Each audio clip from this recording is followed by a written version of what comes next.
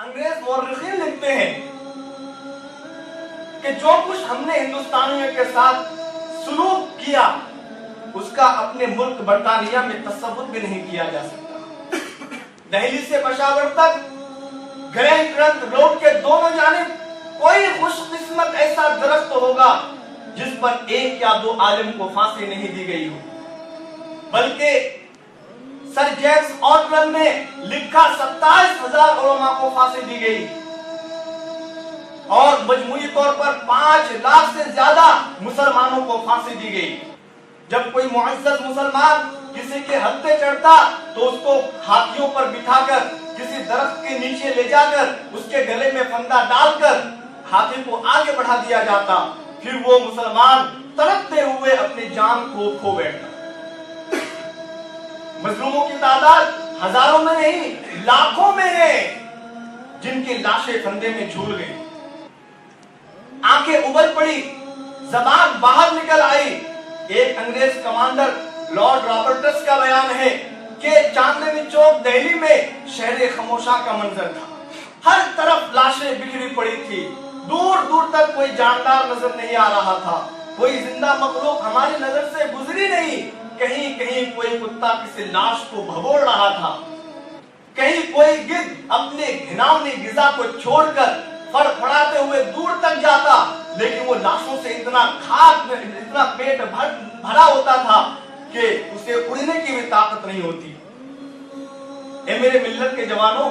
یہ ہے تمہارے آباء و اجداد کی قربانیاں وطن عزیز کی آزادی کے خاطر، ان پر ہوئے ظلم و ستم کی دردناک داستاں. لیکن افسوس ایک طبقہ ایسا بھی ہے جنہیں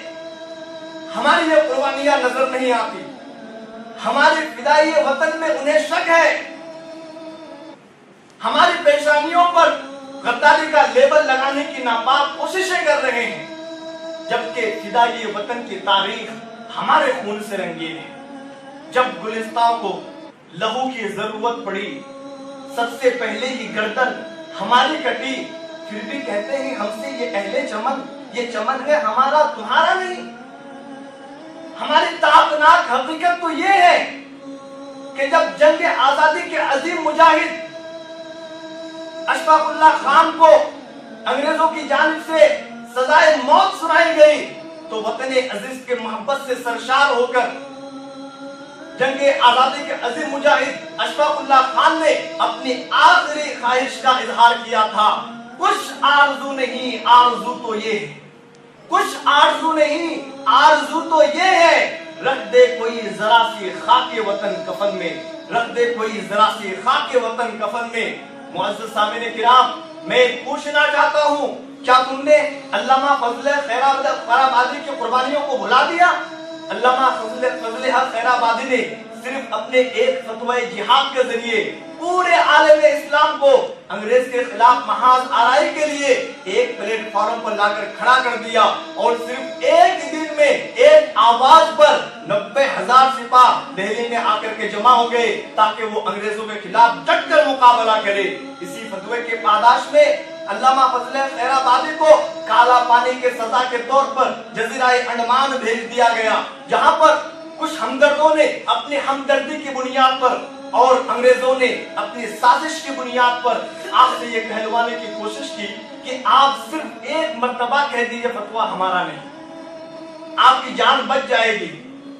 لیکن قربان جائیے علامہ فضل خیر آبادی کے جذبے پر کہ آپ نے اپنی آزادی کو قربان کیا وطن کی آزادی پر، آپ نے وطن کی آزادی کو ترجیح دی اپنی آزادی پر، اور آخری سانس تک آپ یہ کہتے رہے کہ بے شک یہ فتویٰ میرا ہی ہے کہ انگریزوں کے خلاف جہاد کرنا فرض ہے، مسلمانوں پر انگریزوں کے خلاف جہاد کرنا فرض ہے. بسم العظیمہ آبادی نے کیا خوب کہا تھا، سرفروشی کی تمنا اب ہمارے دل میں ہے، دیکھنا ہے زور کتنا بازو پہ قاتل میں ہے، وقت آنے دے دکھا دیں گے تجھے اے آسماں، وقت آنے دے دکھا دیں گے تجھے اے آسماں، کیا بتائے ہم ابھی سے کیا ہمارے دل میں ہے. میرے ملت کے جوانوں، میں تمہیں بہادر شاہ ظفر کی داستان بھی سنانا چاہتا ہوں.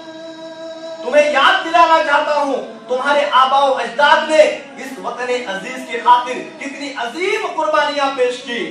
हजरत बहादुर शाह जफर ने जब अंग्रेजों के खिलाफ महाज आराई की तो अंग्रेजों ने आप पर बगावत का मुकदमा डालकर रंगून भेज दिया और साथ ही साथ आपके बेटों और पोतों को भी कैद कर लिया गया।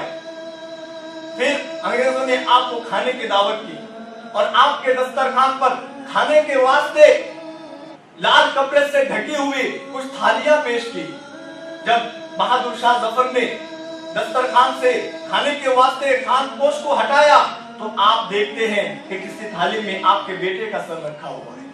किसी थाली में आपके पोते का सर रखा हुआ है। ए मेरे मिल्लत के जवानों, ये है तुम्हारे आबाओ अजदाद की कुर्बानियां। क्यों अपने तारीख से दूर भागे जा रहे हो? ये है तुम्हारे आबाओ अजदाद पर जुल्म और सितम की दर्दनाक दास्तां, जिन्होंने वतन अजीज के आजादी के खातिर अपना सब कुछ